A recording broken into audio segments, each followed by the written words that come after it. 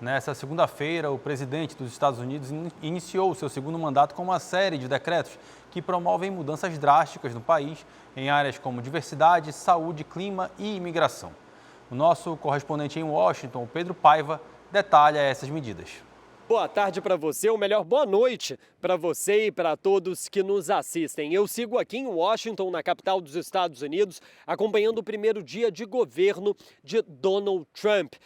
Todos os olhos e câmeras do mundo estavam apontados para esse prédio aqui ontem, o Capitólio, a sede do Poder Legislativo americano, onde o republicano tomou posse ontem como o 47º presidente dos Estados Unidos. E Donald Trump já começou a governar ontem mesmo. Ele assinou uma série de ordens executivas que já começaram a valer a partir da sua assinatura.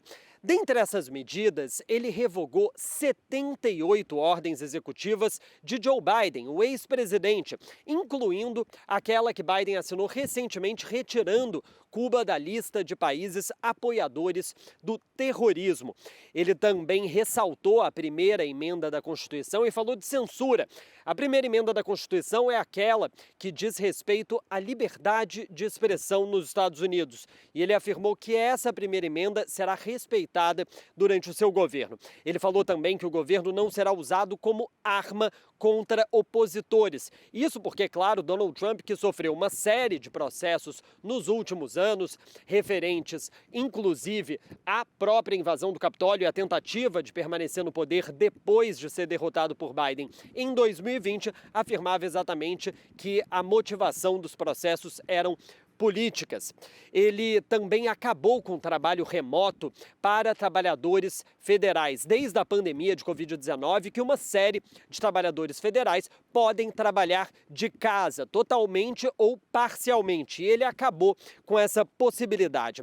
Ele também congelou a contratação de novos funcionários federais e se retirou os Estados Unidos do Acordo Climático de Paris e da OMS, a Organização Mundial da Saúde. Vamos lembrar que durante a pandemia da Covid-19, quando Donald Trump ainda era presidente, no seu primeiro mandato aqui nos Estados Unidos, ele antagonizou tremendamente com a OMS. Então, retirou agora os Estados Unidos dessa organização. E eu destaco duas outras medidas assinadas por Donald Trump que são muito importantes e muito polêmicas.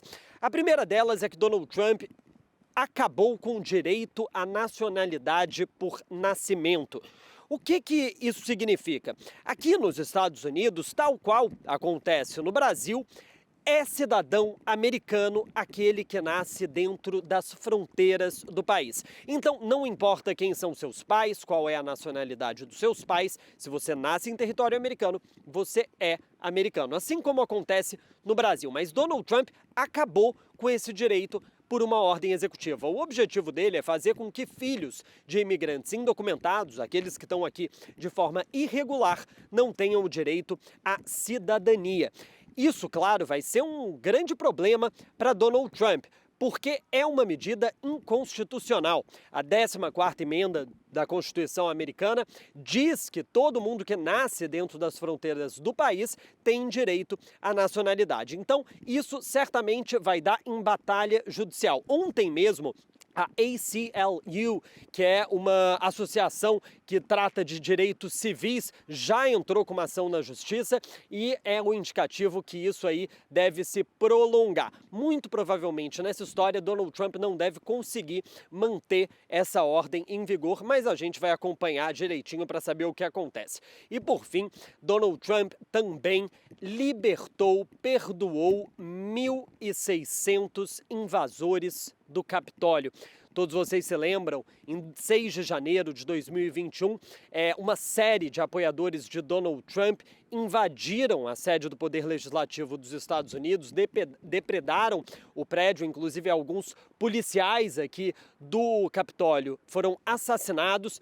Mas Donald Trump perdoou 1.600 deles e outros 14 ele reduziu a pena. Já existem vídeos nas redes sociais, inclusive, de alguns desses invasores retirando tornozeleiras eletrônicas e alguns que já foram libertados da prisão.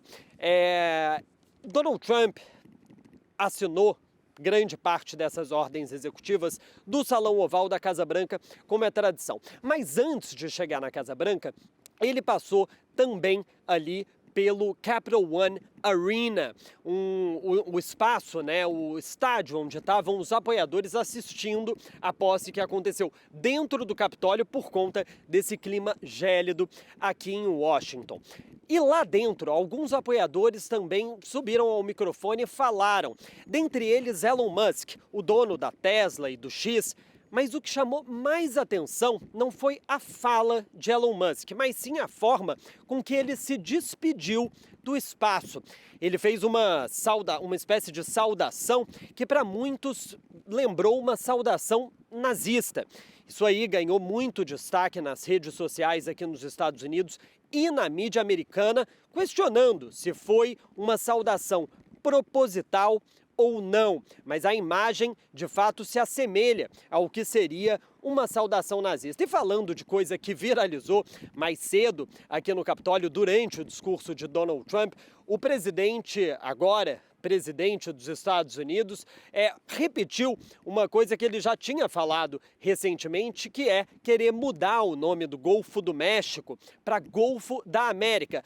São as águas ali que banham os estados do sul dos Estados Unidos. Quando ele falou isso, o que chamou a atenção não foi o conteúdo em si, porque, como eu disse, já tinha dito isso há dias atrás. O que chamou a atenção foi a reação de Hillary Clinton, a ex-primeira-dama e ex-candidata à presidência, que foi, inclusive, derrotada por Donald Trump. Quando o presidente fez essa fala, a Hillary Clinton caiu na gargalhada ali entre os convidados que assistiam à posse atrás de Donald Trump. Esse corte desse vídeo também ganhou as redes sociais e está sendo muito comentado aqui pela mídia americana. Eu sigo aqui acompanhando todos os detalhes da política americana e volto com você aí nos estúdios.